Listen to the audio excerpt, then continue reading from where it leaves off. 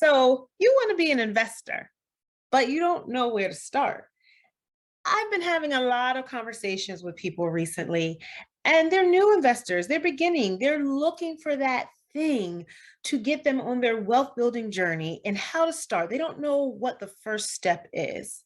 If you're in that position, then this video is for you.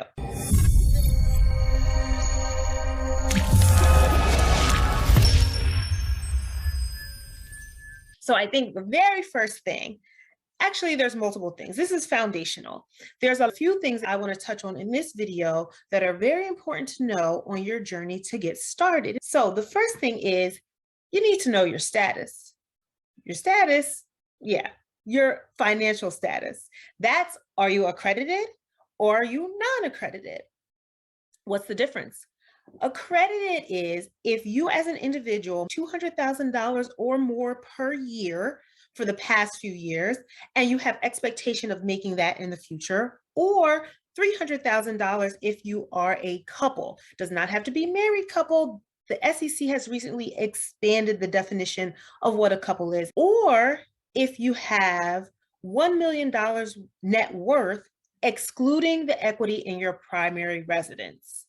There are a couple of other things. You can have a certain securities licenses and things of that nature, but those are the general definitions of accredited investors for most people out there, either your gross income or your net worth.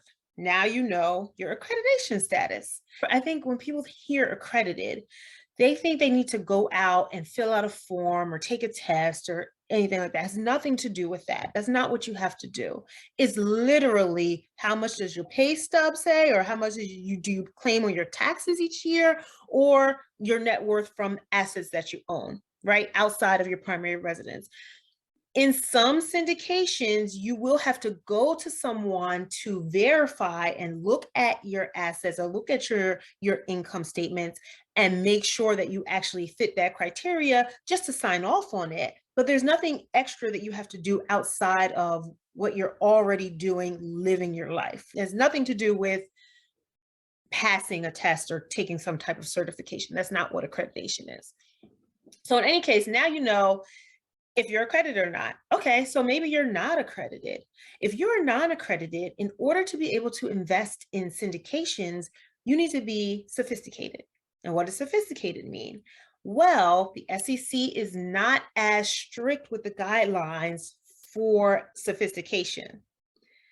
That basically means you have to have enough experience or knowledge to be able to verify or analyze the merits of a particular offering on your own or with the aid of a representative, which could be a financial advisor, your accountant, or anything like that, who can make that decision on your behalf or can look at the merits of an offering on your behalf because they have experience looking at such type deals. So now you know you're accredited or you are sophisticated. In any case, now the next step is what kind of offerings can you actually invest in? So there's two main types of offerings that most syndications will fall under. Either it's a 506B or a 506C. Now, a 506B is for sophisticated investors as well as accredited investors. But that is the only type of offering that sophisticated investors can actually participate in.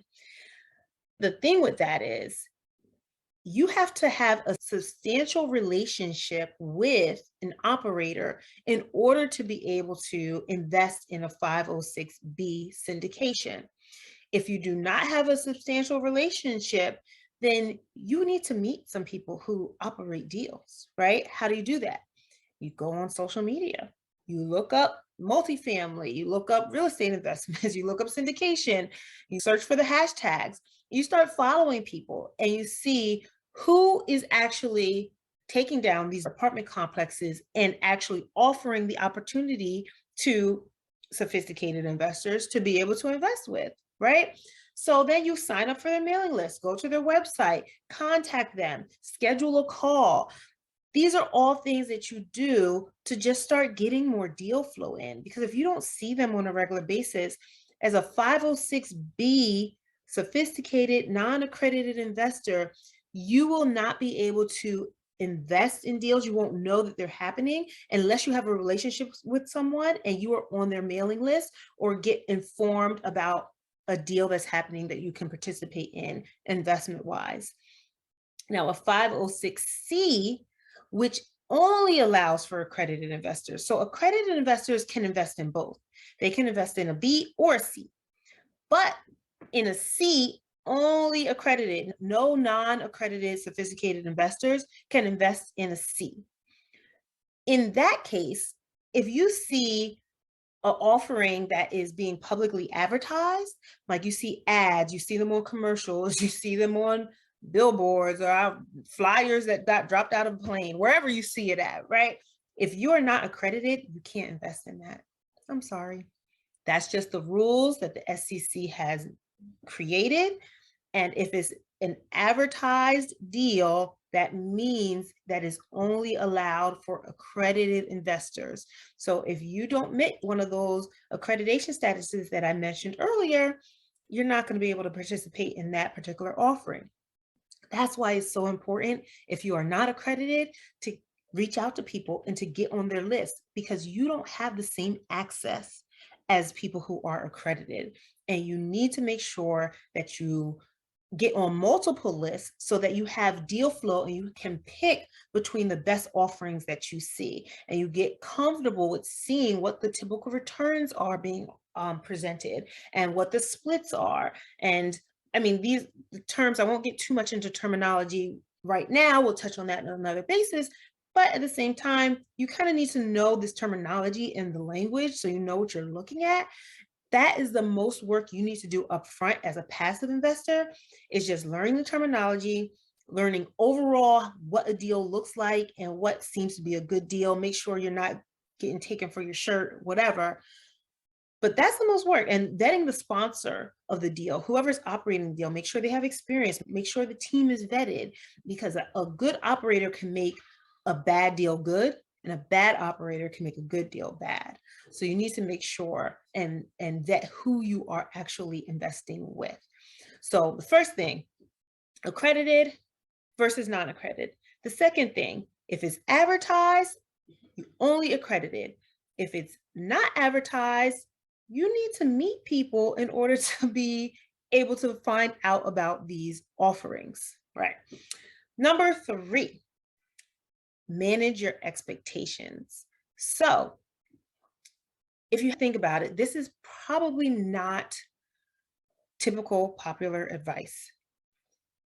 If you don't have a lot of capital to invest, maybe starting off with a syndication is not really for you. That may be hurting myself as well, because in the future, I do plan on doing syndications. But at the same time, I want people to know what they're getting into up front. So one, if you have $5,000 or $10,000, most syndications nowadays, you'll find an 8 to 10% pref rate, which means that's preferred return to the passive investors. Let's say 10 for easy numbers. So on a $5,000 investment, that means you're going to get like $500 over the year, divided into 12 months or quarterly payments. Then, you know, that's going to be what, that's $125 a quarter that you're going to get. It's not going to change your life, right? So in that circumstance, I would highly suggest you finding some area of expertise, something that you have a skill set in, using that $5,000 and flipping that into more money using your skill set. But that also means you need to be active. You need to learn about it more. You need to be involved, hands-on, and spend the time to grow that money. Otherwise, you can invest it passively and just let it build up if you're not in a rush, right? If you just want to still live your life how you live it, you don't want to put extra things on your plate, you want to be passive, you just want to build wealth in the background, this is the perfect opportunity for you. Most syndications will require a $50,000 minimum investment amount. Some will maybe do 25. If you know the operator, which you have to if you are non-accredited, Maybe they make an exception for you and let you come in with 10, but that's probably going to be pretty rare. They want to hedge against having too many investors, which a lot more administrative fees and costs and work upfront, honestly, for the operator with investor relations. So they're going to want to stick with that $50,000 or higher minimum investment. So this is what I'm trying to really get at here is manage your expectations when it comes to investing.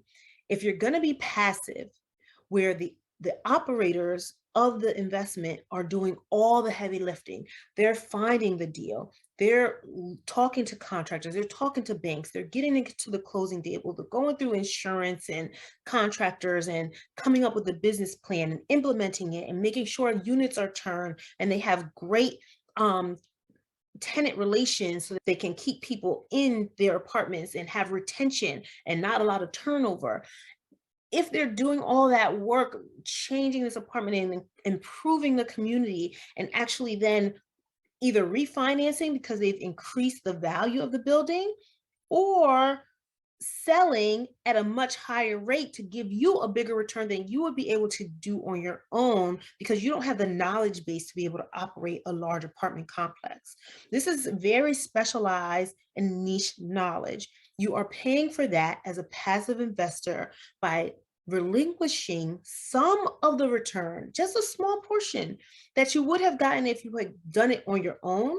But doing it on your own also means you have to spend years learning. You have to be in the right rooms. You have to be around the right people. You have to spend money on mentorship and education just to learn. You have to take all the bumps and bruises and the sleepless nights, making sure that things are operating correctly. If that's not something that sounds even remotely appetizing to you, then passive investing is the way to go because you don't have to deal with any of that. The operators of the deal are actually putting in the sweat equity to earn that percentage. So you're leveraging the experience and time and effort of these operators in order to grow your money when you could do it on your own. But if you go in there without the experience, without the knowledge, then you could very easily lose your shirt. Maybe you love your job and you want to do that. You're helping people or whatever it is you do for a profession. So now you can take some of the W-2 income that you have and put it in a passive investment, and you still get all of the benefits that the real estate gives to active operators. It passes right through to passive. You get the tax benefits, you get the appreciation, you get depreciation, you get the cash flow. Like your net worth grows without you having to do anything because you put it in the right hand. That's the three main things I think a lot of people don't realize you need to know. But number one, again, you have to know your status starting off, accredited versus sophisticated. Number two, you have to realize that if you see an investment publicly advertised that is only for accredited investors, so how do you find a deal if you are not accredited? You have to start meeting people and get out there and get on email lists and having phone calls and conversations. And then number three is just managing your expectations of what types of returns you can truly expect. Those are the three foundational items. And I will get back to you later with more on how to get started in your multifamily real estate investing journey. See ya.